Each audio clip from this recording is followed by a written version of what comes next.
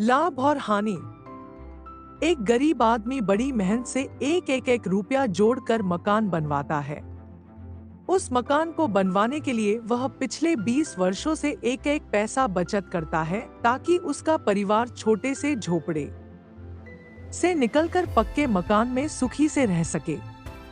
आखिरकार एक दिन मकान बनकर तैयार हो जाता है। तत्पश्चात पंडित से पूछकर गृह प्रवेश के लिए शुभ दिन निश्चित की जाती है। लेकिन गृह प्रवेश के 2 दिन पहले ही भूकंप आता है और उसका मकान पूरी तरह ध्वस्त हो जाता है। यह खबर जब उस आदमी को पता चलती है तो वह दौड़ा दौड़ा बाजार जाता है और मिठाई खरीद कर ले आता है। मिठाई लेकर वह घटनास्थल पर पहुंचता है जहां पर काफी लोग इकट्ठे होकर उसके मकान गिरने पर अफसोस जाहिर कर रहे थे। ओह, बेचारे के साथ बहुत बुरा हुआ। कितनी मुश्किल से एक पैसा जोड़कर मकान बनवाया था। इसी प्रकार लोग आपस में तरह तरह की बातें कर रहे थे। वह आदमी वहां पहुंचता है और झोले से मिठाई निकालकर सबको बांटने लगता है। यह देखकर सभी लोग हैरान हो जाते हैं। तभी उसका एक मित्र उससे कहता है, कहीं तुम पागल तो नहीं हो गए हो? तुम्हारा घर गिर गया, तुम्हारी जीवन भर की कमाई बर्बाद हो गई और तुम खुश होकर मिठाई बांट रहे हो। वह आदमी मुस्कुराते हुए कहता है, तुम इस घटना का सिर्फ नकारात्मक पक्ष देख रहे हो, इसलिए इसका सकारात्मक पक्ष तुम्हें दिखाई नहीं दे रहा है। ये तो बहुत अच्छा हुआ कि मकान आज ही गिर गया, वरना तुम ही सोचो, अगर यह मकान 2 दिनों के बाद गिरता तो मैं, मेरी पत्नी और बच्चे सभी मारे जा सकते थे। तब कितना बड़ा नुकसान होता। शिक्षा। मित्रों, सकारात्मक और नकारात्मक सोच में क्या अंतर है? यदि वह व्यक्ति नकारात्मक दृष्टिकोण से सोचता तो शायद वह नकारात्मकता का शिकार हो जाता, लेकिन केवल एक सोच के फर्क ने उसके दुख को सुख में परिवर्तित कर दिया। संस्कार। एक राजा के पास सुंदर घोड़ी थी। कई बार युद्ध में इस घोड़ी ने राजा के प्राण बचाए और घोड़ी राजा के लिए पूरी वफादार थी। कुछ दिनों के बाद इस घोड़ी ने एक बच्चे को जन्म दिया। बच्चा काना पैदा हुआ, पर शरीर हृष्ट पुष्ट व सुडौल था। बच्चा बड़ा हुआ। बच्चे ने माँ से पूछा, माँ, मैं बहुत बलवान हूँ पर काना हूँ, यह कैसे हो गया?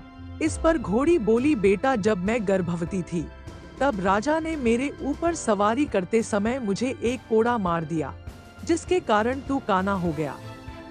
यह बात सुनकर बच्चे को राजा पर गुस्सा आया और माँ से बोला, माँ, मैं इसका बदला लूंगा। माँ ने कहा, राजा ने हमारा पालन पोषण किया है, तू जो स्वस्थ है, सुंदर है, उसी के पोषण से तो है। यदि राजा को एक बार गुस्सा आ गया तो इसका अर्थ यह नहीं है कि हम उसे क्षति पहुंचाएं। मगर उस बच्चे के समझ में कुछ नहीं आया। उसने मन ही मन राजा से बदला लेने की ठान ली। वह लगातार राजा से बदला लेने के बारे में सोचता रहता था और एक दिन यह मौका घोड़े को मिल गया। राजा उसे युद्ध पर ले गया। युद्ध लड़ते लड़ते राजा एक जगह घायल हो गया। घोड़े के पास राजा को युद्ध के मैदान में छोड़कर भाग निकलने का पूरा मौका था। यदि वह ऐसा करता तो राजा या तो पकड़ा जाता या दुश्मनों के हाथों मार दिया जाता। मगर उस वक्त घोड़े के मन में ऐसा कोई ख्याल नहीं आया और वह राजा को तुरंत उठाकर वापस महल ले आया। इस पर घोड़े को ताज्जुब हुआ और उसने माँ से पूछा, माँ, आज राजा से बदला लेने का अच्छा मौका था, पर युद्ध के मैदान में बदला लेने का ख्याल ही नहीं आया और न ही राजा से बदला ले पाया। मन ने गवाही नहीं दी राजा से बदला लेने की। ऐसा क्यों हुआ? इस पर घोड़ी हंसकर बोली, बेटा, तेरे खून में और तेरे संस्कार में धोखा है ही नहीं। तू जानबूझकर तो धोखा दे ही नहीं सकता है। तुझसे नमक हरामी हो नहीं सकती। क्योंकि तेरी नस्ल में तेरी माँ का ही तो अंश है। मेरे संस्कार और सीख को तू कैसे झुठला सकता था? वाकई यह सत्य है कि जैसे हमारे संस्कार होते हैं, वैसा ही हमारे मन का व्यवहार होता है। हमारे पारिवारिक संस्कार अवचेतन मस्तिष्क में गहरे बैठ जाते हैं। माता पिता जिस संस्कार के होते हैं, उनके बच्चे भी उसी संस्कारों को लेकर पैदा होते हैं। हमारे कर्म ही संस्कार बनते हैं और संस्कार ही प्रारब्धों का रूप लेते हैं। यदि हम कर्मों को सही व बेहतर दिशा दे दें, तो संस्कार अच्छे बनेंगे और संस्कार अच्छे बनेंगे तो जो प्रारब्ध का फल बनेगा वह अच्छा होगा।